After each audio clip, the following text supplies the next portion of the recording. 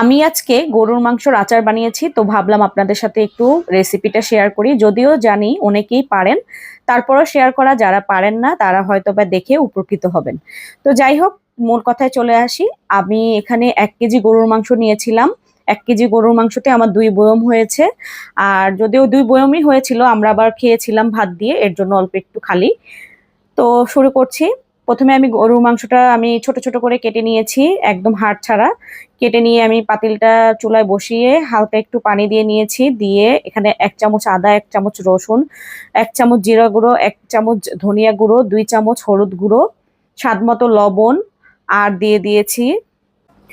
দিয়ে দিয়েছি গরম মশলা গুঁড়ো 1 চামচ। আর মরিচের গুঁড়ো দিয়েছিলাম 1 চামচ। আর মরিচের গুঁড়োটা 1 চামচ দেওয়ার কারণটা হচ্ছে গিয়ে আমি মরিচের পরিমাণটা একটু কম দিব, বাচ্চারা মরিচটা কম খায় এর জন্য। আর তারপর খুব ভালোভাবে কষিয়ে আমি একদম পানিটা টানিয়ে নিয়েছি। টানানো হয়ে গেলে তারপর আমি এখানে সরষের তেলটা দিয়ে দিব প্রায় ½ কেজি পরিমাণ। দেওয়া হয়ে গেলে তারপর আমি গোটা রসুন দিয়ে দিচ্ছি ছিলে। আর কিছু শুকনো মরিচ দিচ্ছিলাম, এতে করে আচারটা খেতে খুব ভালো লাগে। তো এখন খুব ভালোভাবে জাল করে নিব। তারপর দিয়ে দিব ½ কাপ পরিমাণ ভিনেগার। ভিনেগারটা অবশ্যই দিতে হবে, নয়তোবা আচারটা রেখে খাওয়া যাবে না।